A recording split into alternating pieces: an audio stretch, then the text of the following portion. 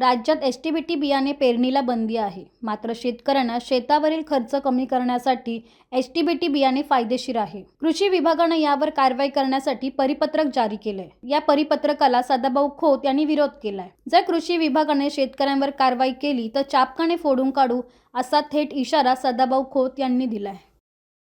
एक महत्त्वाचं आंदोलन शेतकरी संघटनेनं आणि रयत क्रांती संघटनेनं आम्ही घेतलेलं आहे. ते एसटीबीटी बियाणं, एसटीबीटी कपाशीचं बियाणं असेल, मक्याचं बियाणं असेल, अजून सोयाबीनचं असेल, याच्यावर जी बंदी आहे ती बंदी आता कुठेतरी हटवली गेली पाहिजे. राज्यामध्ये जवळजवळ 40% आसपास आता एसटीबीटी बियाणं शेतकरी आपल्या शेतामध्ये पेरणी करत आहे.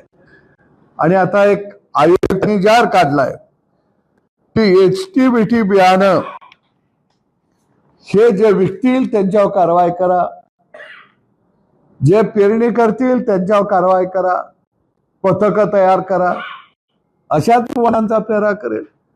तुम्ही या जाती देणार नाही, खर्च शेतीचा मशागतीचा कमी करणार नाही आणि वर तुम्ही पथकं नेमणार, तर मी या कृषी विभागाच्या आयुक्तांना सांगतो, आपले अधिकारी शेतकऱ्याच्या बांधावर जर एसटीबीटी बियाणं पडायला आले तर चापकानं फोडले जाते. कारण शेतकऱ्याच्या घरामध्ये 12 बैलाचा चाबूक अजून खुटीला अडकून ठेवलेला आहे. त्या वादीला आम्हाला तेल लावायला लावू नका. तुम्ही पगार 1.5 लाख घेणार, एसी मध्ये बसणार, मग खुर्चीवर बसून आदेश काढणार आणि माझा बाप पुन्हा तणामध्ये शेता भातामध्ये लेकरा बाळा सकट राबणार आणि त्याच्यावर तुम्ही जर छापा घालायला येणार असाल तर आमच्या शेतावर आलेला हा दरोडेखोर आहे असं समजून त्या अधिकाऱ्यांना फोडून काढलं जाईल.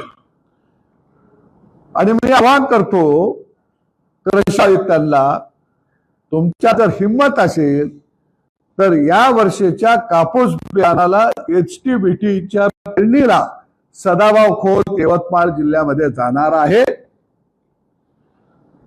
पेरणी करायला धुऱ्यावरती पाबरीवरती हात ठेवायला आयुक्त साहेबांनी तिथं शेतकऱ्याच्या शेतावर यावं, बैलाच्या जाग्यावर आयुक्ताला झुंपून हाणला जाईल आणि पेरणी केली जाईल. परंतु शेतकऱ्याचा तंत्रज्ञानाला आणि स्वातंत्र्याला जर कोण विरोध करत असेल तर सगळा कापूस उत्पादक शेतकरी, सोयाबीन उत्पादक शेतकरी हे सगळं मोडून काढल्याशिवाय शांत बसणार नाही. आम्ही मात्र नव्यानं मांडणी, रात्री आमचा विषय झाला वन्य प्राणी शेती शेतकऱ्याला आता करून द्या.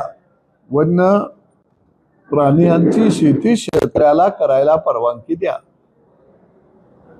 आता वन प्राण्याची शेती करायला शेतकऱ्याला परवानगी द्या म्हटल्यावर काय विद्वान याच्यावर विचार घोडायला सुरू होती. पण एक गोष्ट मी तुम्हाला सांगतो की वन प्राण्याची शेती जर शेतकऱ्याला करायला दिली तर आम्ही काय करू, ती जी हरणं कळप येत आहे त्या आम्ही पाळायला द्या, आम्ही त्याचं पालन पोषण करू आणि त्याच्या एक उत्पत्ती वाढेल, उत्पत्ती घटणार नाही. काही लोक आपल्या घरी मग विकत पाळायला घेऊन जातील त्या फार्म हाऊसवरून शो म्हणून, तुम्हाला ती बाहेरच्या देशामध्ये पाठवता येतील.